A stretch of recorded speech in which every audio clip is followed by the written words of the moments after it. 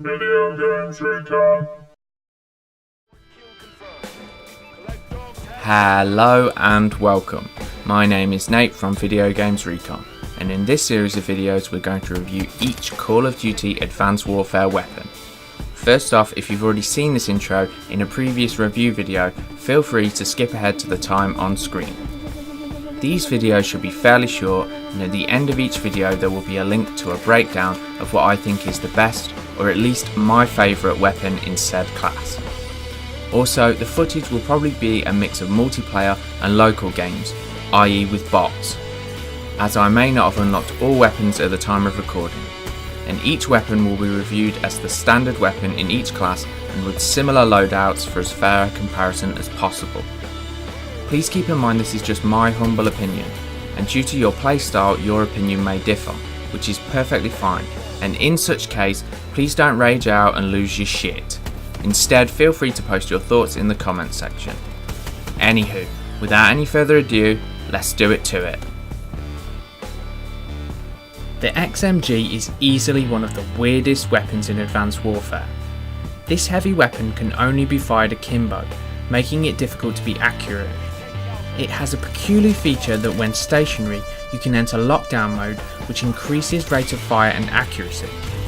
The problem with this is you cannot move, and in such a dynamic game like Advanced Warfare, it leaves you as a sitting duck. Also, you cannot go prone with this weapon, which isn't really any great shakes unless you rely on drop shotting, which is less necessary in Advanced Warfare, or if you're a camper, in which case I would suggest you get your head checked, as this is not really the gun for such a strategy, unless you're into trolling people.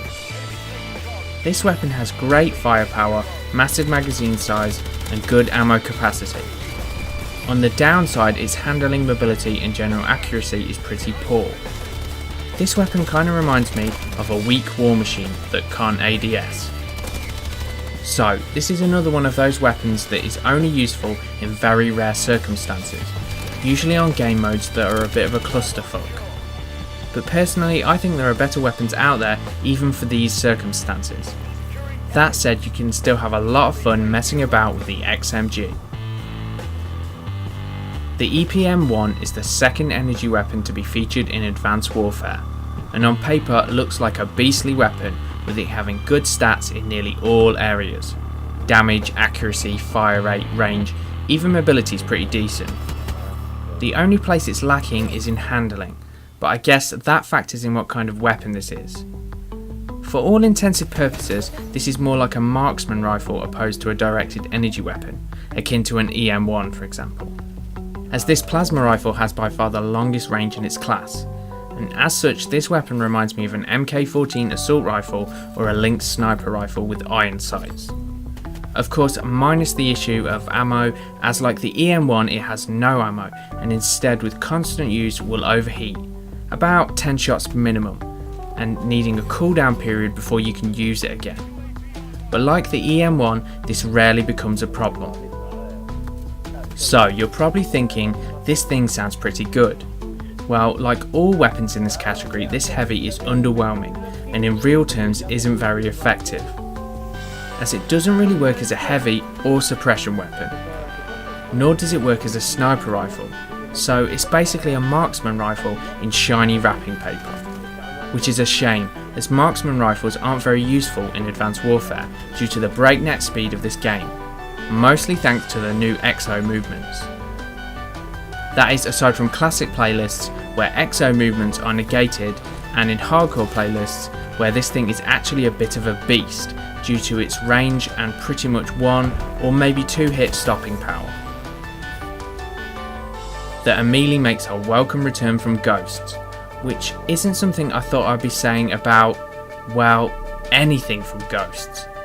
But that said, this solid LMG has been tweaked and feels significantly better than previous incarnations, and out of all of the heavy weapons feels the most akin to an assault rifle, which as we all know are king in Advanced Warfare. To be fair to the Pyteek, there isn't that big of a difference between the two, aside from the Ameli's increased fire rate, which is the highest in its class, and its low accuracy, which makes it less useful for enemy suppression. But for me, this feels so much more mobile and useful in run and gun situations, which is the mainstay of where this game lies. This weapon has good power, range and fire rate, and a decent magazine size and ammo capacity, which can be hurt a little bit by its fire rate, but in such a case, Scavenger is your friend. So, a useful bit of kit, but seeing as it's not great for suppression and is the most akin to an assault rifle, you're probably still best off with running an assault rifle in most cases.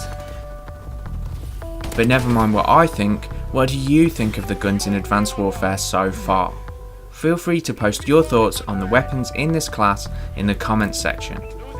So, that just leaves me to say, if you enjoyed this video, please help support us by liking, sharing, favouriting and subbing for more BS of a similar nature. Thank you and goodbye.